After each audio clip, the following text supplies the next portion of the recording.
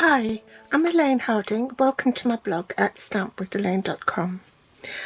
I love the pencil etched drawings in this stamp set, and in my humble opinion they are really great for making masculine cards. It's nice to move away from usual fare like sports, golf, sailing, fishing or football, and this makes a welcome change. The card we're making today is really quick and easy because I'm going to be using a new die set, which are the deckled rectangle dies, and you don't need very much because just that alone dress up the card, and it's nice and simple, and that's the easel card.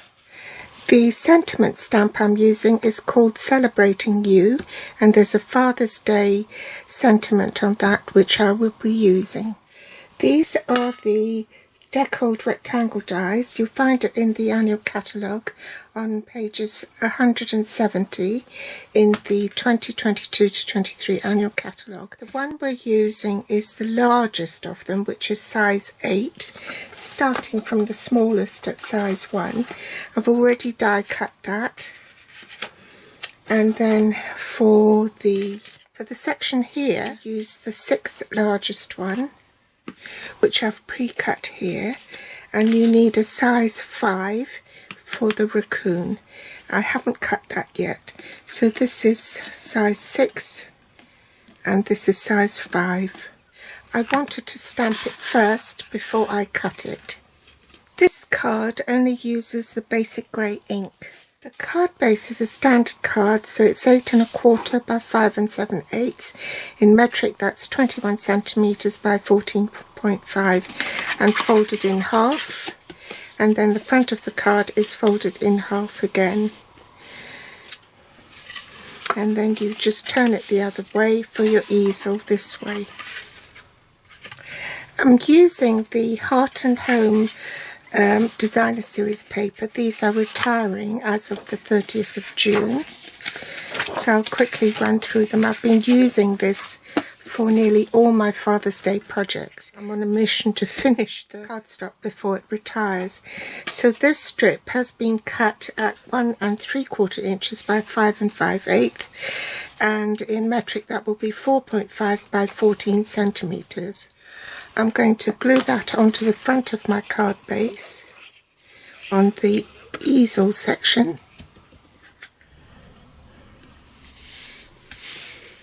I'm also going to adhere the largest of the deckled rectangles to the inside of the card. I've already die cut my matte layer for the deckled edge here, and you only want to partially adhere it. One way of doing that is, I'll move that away, so I'll just run a bit of adhesive along there, set that aside, and then pop this round and use that as a guide to put a bit of adhesive along here. Okay, and then adhere that like so. You want to make sure that this deckled edge doesn't extend beyond the fold of the card. So pop that down. I think maybe I could go down a bit further. Thank goodness for Tombow, because it's repositionable. Now for the stopper, which is this bit here.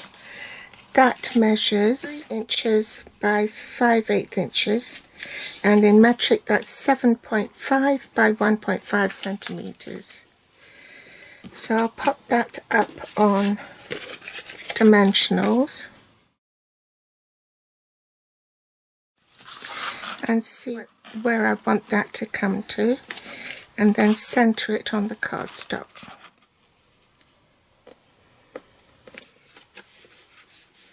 Then the sentiment in basic white cardstock is 1/2 inch by 2 3/4 inches, and in metric that will be 1 centimeters by 7 centimeters.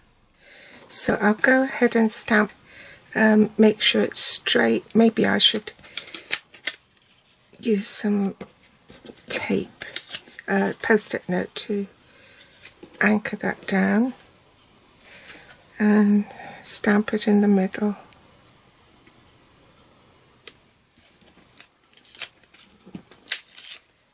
Oh no, it wasn't in the middle. Try the other side.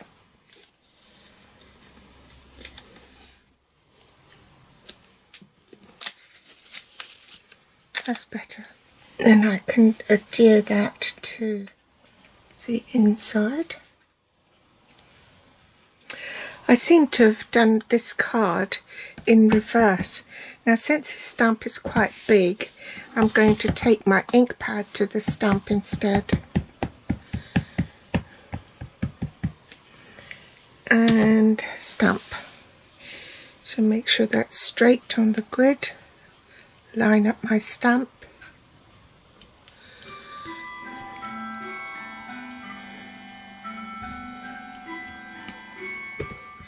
Bring in my cutting platform.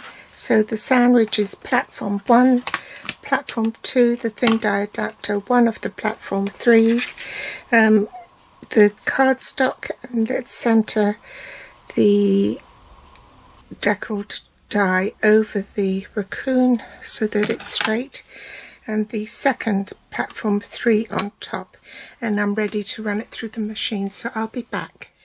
Just apply adhesive to the back of this and adhere it to the front, and voila, there's the card completed. I'll feature the panda and the koala in one of my Sunday posts, so do pop back.